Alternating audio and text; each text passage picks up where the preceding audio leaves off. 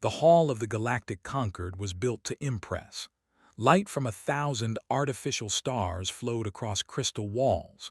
Floating banners showed the symbols of ancient empires, each older than human civilization. Delegates from powerful species filled the chamber with color, sound, and invisible waves of psychic presence. Some glowed faintly with energy. Others hummed with mental voices only their kind could hear. Humans did none of that. They sat quietly in the outer ring, dressed in plain diplomatic uniforms. Their section was small. No one crowded around them. No one tried to read their thoughts, mostly because there was nothing to read. To the psychic races, the human mind felt like empty space. Elias Wren sat straight in his seat, hands folded, eyes moving calmly across the room. He had trained for years for this moment. Humanity's first full invitation to the Galactic Concord was supposed to be historic. Instead, it felt like being allowed into a room where no one cared you were there. Elias did not let it show. Across the hall, Princess Salith of the Aurelian Star Court observed the gathering from a raised platform. She was tall and graceful, her silver skin reflecting the soft light. A circlet of living crystal rested on her brow, marking her as royalty. Her mind brushed against the thoughts of those below her without effort. Pride, ambition, fear, excitement, all of it flowed clearly to her, except for one place. There was a quiet gap in the mental field, like a missing note in a song. At first she assumed it was a shielded mind, some hidden assassin or secret agent. Curious, she focused her awareness. The gap remained calm, still, empty. Her eyes narrowed slightly as she traced the absence to the outer ring, to the humans. She had heard of them, of course, short-lived, physically weak by galactic standards, no psychic talent. No ancient empire. They were recent arrivals, barely spacefaring compared to others here, unimportant. And yet that silence bothered her. The conquered speaker, a towering avian being, began the formal proceedings. Words echoed through translators as trade disputes and border conflicts were discussed. Psychic species whispered entire conversations in moments while others spoke slowly and carefully. Elias listened. He took notes. He watched patterns. He noticed the small shifts in posture when certain topics were mentioned, the way several delegates glanced toward one another without speaking. He noticed a pause, a fraction too long, before a representative of the Velkari Combine spoke in favor of a motion that benefited no one but themselves. Most importantly, he noticed the pressure. It was subtle, almost invisible. A psychic push spreading through the chamber like a soft wave. Faces tightened. Some delegates blinked, confused, then nodded along with proposals they had opposed moments before. Elias frowned. Humans could not feel psychic energy, but they could see results. And this felt wrong. Princess Salith felt it too. She recognized the touch immediately. Unauthorized influence. Illegal within conquered space. Her jaw tightened. Someone was manipulating the summit. Before she could act, the pressure increased. Several delegates froze mid-sentence. One slumped forward, breathing shallowly. Another cried out as their mental defenses collapsed. Panic rippled across the chamber as psychic species struggled against an unseen force. Salith stood, her own powerful mind pushing back, but even she felt strain. The attack was broad and well-designed. And still there was one place untouched. Elias stood. Around him, human delegates looked alarmed but clear-minded. No one screamed. No one froze. Their thoughts remained their own. Security drones hesitated, their control systems linked to psychic command nodes that were now overloaded. Elias raised his voice, calm but firm. "Human delegation, Protocol 7, he said. They moved instantly. Not because of mental orders, but training and trust. Two assisted fallen delegates physically. Another activated a manual override panel the designers never expected anyone to use. Princess Salith stared. The human should have been affected. All minds were vulnerable to some degree, all except his. She descended from the platform, forcing her way through the chaos. The psychic pressure weakened as the attacker realized the humans were not falling. Moments later, the presence vanished entirely, leaving exhaustion and confusion behind. Medical teams rushed in. Accusations began to fly. Salith stopped a few steps from Elias. Up close, he looked ordinary, no glowing eyes, no mental aura. Just a man breathing steadily, eyes sharp with concern rather than fear. She reached out with her mind again. Nothing, not emptiness, discipline, like a closed door built so solidly it did not even echo. She spoke softly so only he could hear. "Have you overlooked me, human?" Elias turned toward her, surprised but composed. He inclined his head slightly, respectful but not submissive. "No, Your Highness," he said. "I was listening." That answer unsettled her more than silence ever could. Around them, the conquered slowly recovered. Investigations would follow. Blame would be argued for cycles. But Princess Salith could no longer focus on any of that. For the first time in her long life, she wondered if the smallest voice in the room had been the most dangerous one all along. And Elias, standing among the ignored and underestimated, knew something important had just changed, even if no one else saw it yet. The hours after the incident were tense. The Galactic Concord Hall no longer felt like a place of ceremony. Guards stood at every entrance. Medical teams moved quietly among the delegates, checking minds and bodies. Psychic species looked shaken, their confidence cracked by the sudden proof of vulnerability. Humans were asked to remain. That alone was new. Elias sat in a smaller council chamber now, one without grand lights or banners. The room was made for serious talk. Across from him sat Princess Salith and 3 senior members of the Conquered Security Circle. All of them looked tired. Only Elias looked steady. One of the council members, a broad-scaled being from the Draven clans, spoke first. "Explain," he said. "Why were your people unaffected?" Elias did not rush to answer. He chose his words carefully. "We don't have psychic ability," he said simply. "Never have. Our minds evolved without it. We learned to survive without hearing each other's thoughts." Salith watched him closely. "Many species lack strong psychic talent," she said. "They were still harmed." Elias nodded. "Most species still think in ways that can be reached. Humans don't project, we don't receive. There's nothing for an attack like that to grab." The council exchanged uneasy glances. "So you are immune," the Draven said. "No," Elias replied. "Resistant, we can still be confused, lied to, manipulated the old way, just not like that." Salith leaned forward. "That kind of resistance is rare, valuable." Elias met her gaze. "It came at a cost. We had no shortcuts, no shared minds. Everything we built took time, failure, and loss." The room fell silent. After the meeting, Elias was escorted through a different corridor than before.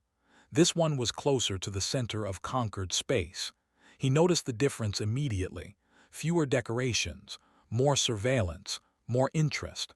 Eyes followed him now. Princess Salith walked beside him, her steps smooth, her expression thoughtful. "You surprised many today," she said. "So did you," Elias answered. "You approached a human without guards." She allowed a small smile.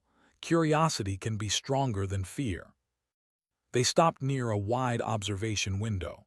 Beyond it, ships of countless designs drifted in slow orbit, each one a symbol of power.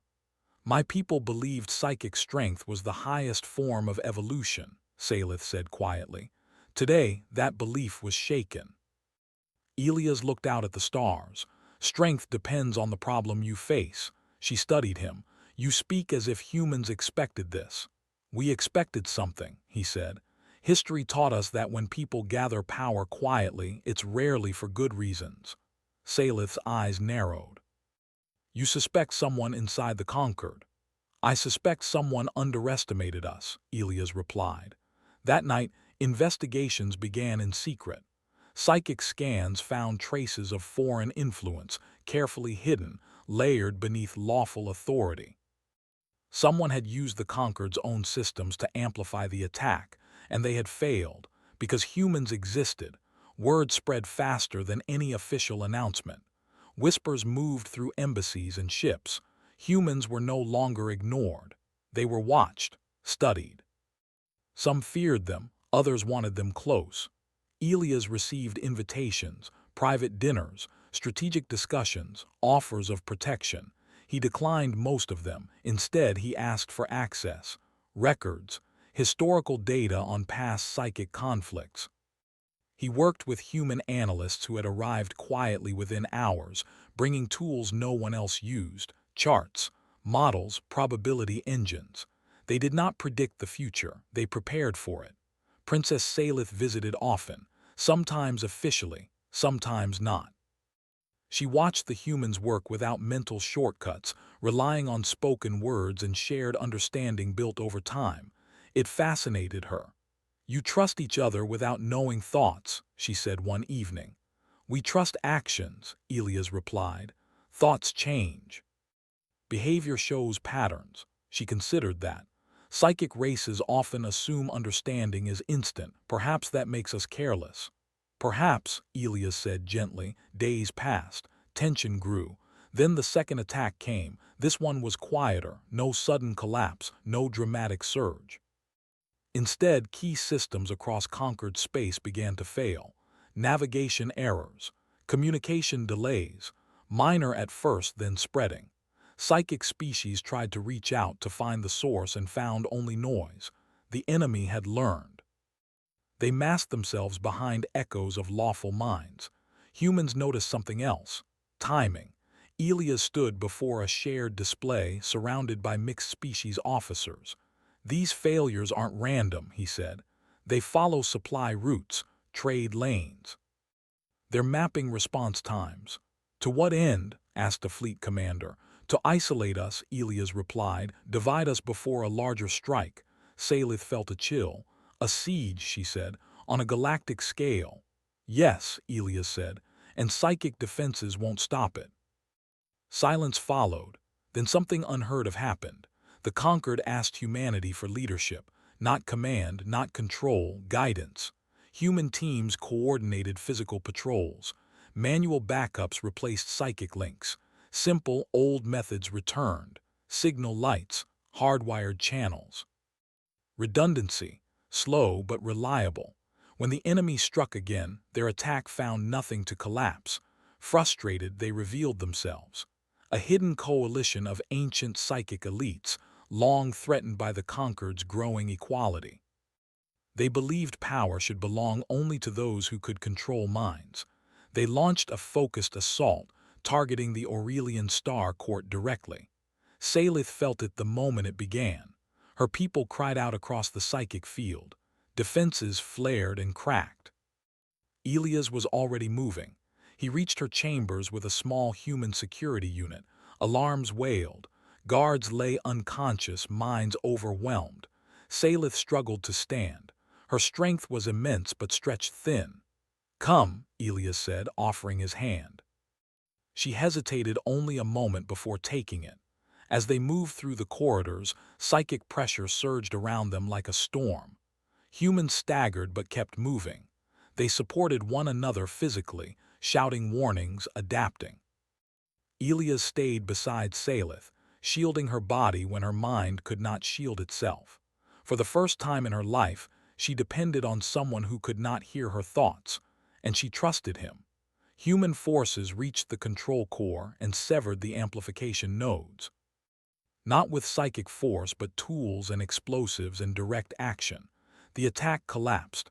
Across conquered space, the enemy retreated. When it was over, Salith sat in silence, exhaustion heavy in her limbs. Elias stood nearby, watching the monitors. She looked at him, truly looked and understood. Humans were not empty. They were quiet because they carried their strength inside, unseen, until it was needed.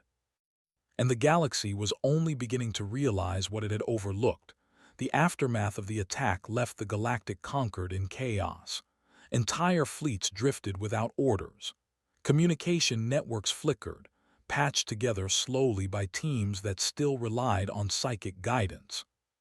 Across the room, Delegates whispered, some in awe, some in fear, of what humans had accomplished.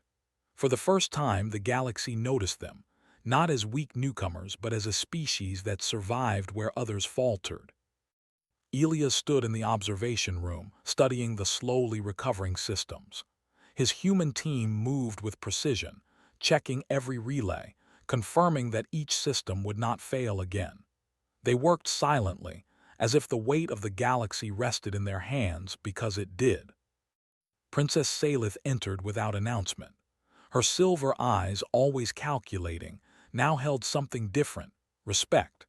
She stood beside Elias, watching as humans calmly routed messages manually, coordinated patrols, and recalibrated control grids.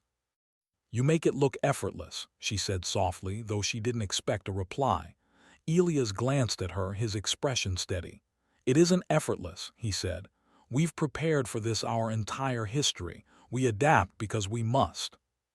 Salith looked at him, realizing she had underestimated more than just humans' physical abilities. Their minds were different, structured in ways her psychic senses could not penetrate, but that difference made them stronger in this situation. Over the next days, humans coordinated relief efforts across conquered space. Where psychic races panicked, humans stayed methodical. Supply routes that had been cut off were reopened. Injured personnel were moved to safety. Delegates who had been mentally incapacitated were escorted and assisted. Every move was deliberate, calculated, and effective.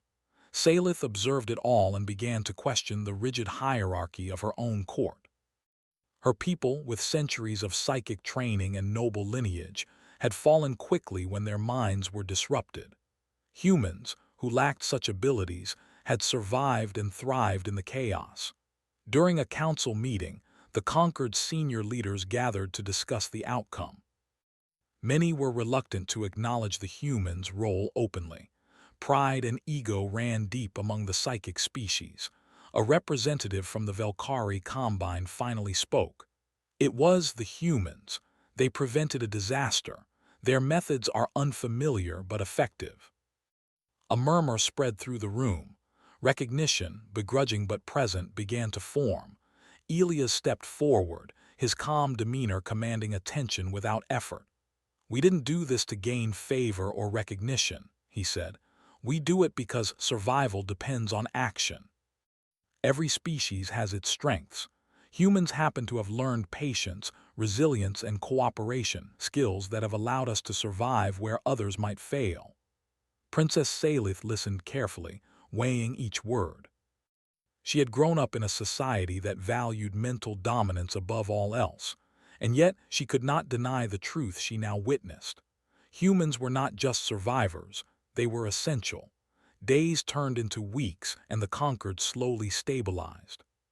Human teams continued their work, assisting with repairs, managing logistics, and teaching species unfamiliar with purely physical problem-solving techniques. The more Salith observed, the more she realized that humans' lack of psychic presence was not a weakness but a strength. Their minds could not be manipulated in the way her people expected. They acted logically, independently, and without panic. One evening, she found herself walking through the corridor beside Elias again. The chamber lights cast soft reflections on the polished walls, but she hardly noticed. She spoke quietly, almost to herself, yet directed at him. "Your people, you never feared being ignored." Elias glanced at her. "We've been overlooked for most of our history. It taught us to watch, to listen, and to act when it matters most." She considered his words. "And yet today you saved more than 1,000 lives. And tomorrow," Elias replied, "we'll help save more. That's all we can do." The two walked in silence for a moment. In that quiet, Salith realized something important. Humans did not need to dominate to be powerful. Their influence came from their actions, not their aura, their persistence, not their prestige. Later, as the conquered held a formal assembly to discuss the crisis, humans were invited to speak for the first time. Delegates listened, many skeptically at first, as Elias outlined strategies for rebuilding trust, restoring order and preventing further attacks. His words were simple, clear, and practical, an approach that some found frustratingly basic but undeniably effective. One by one, representatives began to nod.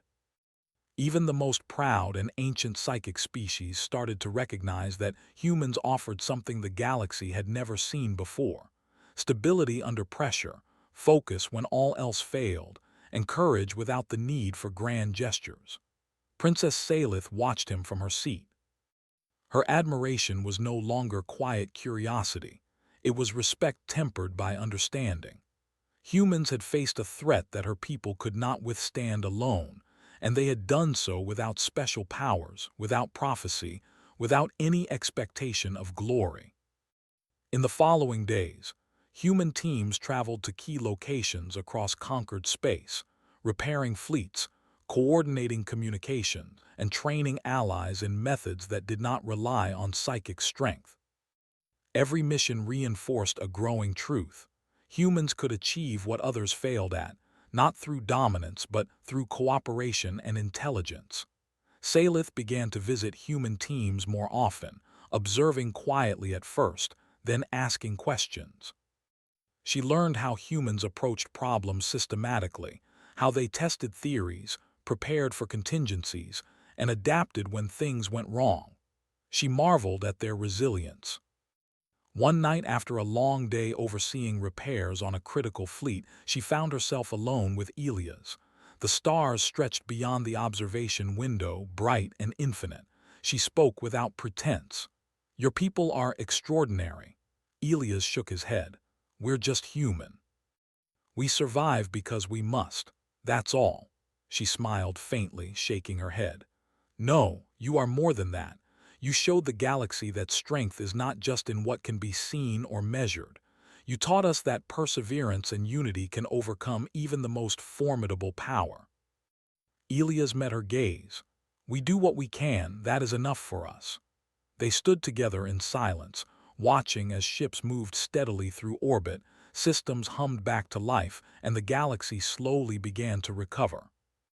It was a moment of quiet triumph, not of conquest but of resilience. Humans had proven themselves. They had acted when others faltered, and in doing so, they had reshaped the way the galaxy would see them forever. In the weeks that followed, the conquered began to restructure its alliances, taking into account the new understanding of humanity's value.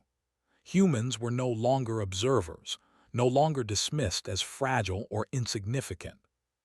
Their voices were sought in strategy sessions, their teams deployed to assist where others failed, and their methods studied closely. Princess Salith continued to walk beside Elias during these days, learning, observing, and reflecting. She understood now that her initial curiosity had only scratched the surface.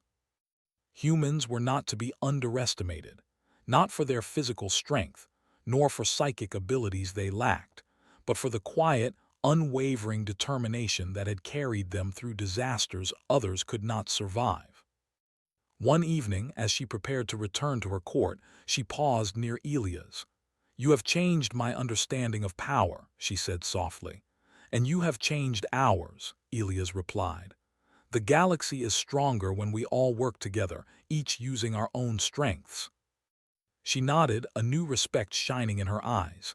"Then we will work together. That is the future I will fight for." Elias allowed a small smile, one shared between equals, neither boasting nor bowing. The galaxy had shifted, subtly yet undeniably, and humanity had played its part without seeking recognition, without arrogance, simply by being capable, resilient, and prepared. The stars beyond the observation window stretched endlessly, but for the first time, Elias and Salith felt the galaxy had opened a space for humans, not as minor players, but as equals ready to face whatever would come next. And in that quiet understanding, a bond of mutual respect began to form, one that would shape the future of the conquered in ways no one could yet imagine. The humans were no longer overlooked. The galaxy had learned to see them. And in that sight, hope had found a new shape. The months following the attacks were filled with rebuilding, reflection, and quiet triumph. Across the galactic Concord, human teams moved efficiently, coordinating repairs on fleets, restoring communication grids, and retraining species that had lost confidence in their own abilities. Where panic had once spread, calm persisted, led by humans who had learned to adapt when nothing else worked. Their presence was no longer ignored. The galaxy had seen their resilience, and now it demanded recognition. Elias moved among the teams with the same quiet authority he had shown from the first moments of crisis. He did not command with loud orders or psychic dominance. He led with observation, analysis, and trust in the people around him. Human teams worked in harmony, anticipating problems and solving them before they escalated. Delegates from other species began to notice patterns in the humans' work, some admiring, some wary, but all acknowledging that the humans were different and indispensable. Princess Salith walked beside Elias as he inspected a fleet repair dock. The shipyards hummed with activity, a mix of humans, Aurelians, Dravan, and Velkari working together. She watched as human engineers moved swiftly, solving issues others would have overlooked, improvising when plans failed. She could see how humanity's history of survival, built on persistence and adaptation, translated into action on a galactic scale. "You've changed the Concord," she said softly. Elias glanced at her. "We've only shown what we can do when needed. The change comes from recognizing the strength in everyone, not just ourselves." Salith nodded thoughtfully. She had spent centuries observing and training for mental mastery, believing that psychic power was the ultimate form of influence. Yet here, humans demonstrated that strength was not always loud or visible. It was quiet, steady, and unyielding. Their resolve could not be shaken by attacks or intimidation because it was rooted in experience, preparation, and cooperation. The Concord's leadership recognized the need for formal change. Humans were invited to advisory councils, not as mere guests, but as equals. They shared strategies, improved logistics, and trained delegates in methods that did not rely on psychic ability. Slowly, attitudes shifted. Species that once sneered at humans began to rely on their guidance. The unthinkable had occurred. The species that had been overlooked now became central to the survival and governance of the galaxy. Salith continued to spend time with Elias, learning how humans approach challenges. She asked questions, observed procedures, and began to understand a new kind of strength, one built not on control, but on persistence, intelligence, and teamwork. She began to rethink her own people's reliance on psychic dominance and considered integrating more human-style strategy and discipline into Aurelian training. One evening, she found herself in the observation deck, overlooking a bustling space station. Ships moved in organized patterns, human and alien engineers worked side by side, and systems hummed in harmony. Elias stood beside her, quiet as always, surveying the activity. "Do you ever tire of all this responsibility?" she asked. Elias shook his head. "Responsibility is only tiring if you fail to act. We act because it is necessary," she smiled faintly. "And yet your people inspire more than action. They inspire trust." He looked at her, meeting her gaze evenly. "Trust is earned. Every species has a role. Humans simply show that even when unseen, we matter. That is all." Over the next weeks, human efforts expanded beyond immediate repairs. They began assisting planets affected by the conflict, sharing knowledge in agriculture, medicine, and engineering. Where once they had been a minor, overlooked species, humans were now partners in progress. Their methods were simple but effective: careful observation, preparation for every contingency, and calm decisiveness. Delegates who had once ignored humans approached them for guidance. Some were tentative, wary of the differences in culture and thinking, but most soon recognized the value of human methods. Elias remained patient, never seeking praise, always focusing on results. Salith observed these interactions closely. She began to understand the deeper lesson humans offered the galaxy. True strength is not in domination, but in service, preparation, and unwavering resolve. One day, a new threat emerged, not psychic, not political, but natural. A massive stellar storm was approaching the inner systems of the conquered. Panic spread quickly. Species accustomed to psychic foresight or advanced technology believed they could calculate or predict the storm's path, but the predictions conflicted, creating uncertainty. Humans acted. Elias gathered teams of engineers, navigators, and scientists. Using historical data, simulations, and practical problem-solving, they coordinated evacuation routes, reinforced vulnerable stations, and devised systems to minimize damage. Where others panicked, humans methodically implemented solutions. Salith watched in awe as human teams moved across multiple stations simultaneously, adjusting plans on the fly. Their ability to adapt and improvise without panic was unmatched. When the storm hit, damage was minimized. Lives were saved. Systems endured. The conquered finally began to acknowledge publicly that humans were not just valuable, they were essential.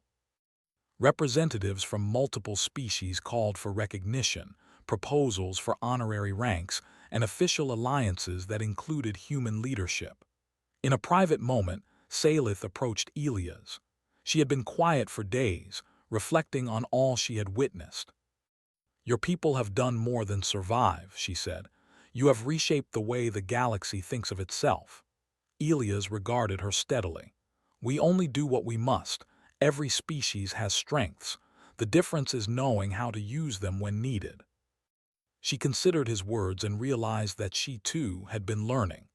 Her initial curiosity had grown into admiration, then respect, and finally partnership. Humans had shown that quiet strength, resilience, and determination could overcome what seemed impossible, and they had done so without claiming glory or superiority. Months passed. Humans continued to expand their role in the conquered. Education programs were established to teach their problem-solving methods to other species. Trade and resource distribution became more efficient under human oversight. Diplomatic conflicts were handled with patience and careful reasoning. Everywhere humans went, they brought a steady hand, calm logic, and resilience. Salith found herself speaking before councils alongside Elias, often advocating for strategies that combined psychic ability with human practicality. Their partnership became a model for cooperation, a symbol of what the galaxy could achieve when diverse strengths were united. Finally, during a grand assembly held to celebrate the stabilization of the conquered, Salith addressed all present. Her silver eyes swept across delegates from every corner of the galaxy. "We have learned something vital," she said. "Strength is not only what can be seen or felt, it is also in those who act without fear, who persevere, and who serve without expectation. Humanity has shown us this truth." Elias stood quietly beside her. No one needed to question why humans had earned this recognition. Their actions spoke for themselves. The galaxy had watched and it had learned. Later, as the assembly ended and delegates began to depart, Salith approached Elias privately. She smiled, not as a princess to a subject, but as a partner to a partner. "Have you been overlooked, human?" she asked softly, echoing her first words to him months ago. Elias looked at her, calm as ever. "No, we were simply waiting for the moment to be seen." She nodded, understanding fully now. The galaxy had finally seen humanity, not as weak, insignificant newcomers, but as a species whose quiet strength, resilience, and unwavering determination could guide and protect countless lives. The stars beyond the observation window stretched endlessly, but for the first time, Elias and Salith felt the galaxy had opened space for humans, not as minor observers, but as equals ready to face whatever came next. In that quiet understanding, a bond formed, one built on trust, respect, and mutual recognition. Humanity had proven itself not through psychic power or ancient lineage, but through action, adaptability, and courage. The galaxy had overlooked them once, but never again. Elias stood among the humans, watching the activity continue. Salith joined him, and together they observed the galaxy moving forward, stronger than before, united by understanding and cooperation. And as the stars glimmered in the distance, a new chapter began, one where humans would shape the future of the conquered, not by domination, but by example, wisdom, and the quiet strength of their kind. The galaxy had learned to see humanity, and in that sight hope had taken a new form, steady, resilient, and enduring. The overlooked were no longer unseen. The quiet ones had finally stepped into the light. "Have you overlooked me, human?" the alien princess whispered, and the HFY Stories' best HFY stories.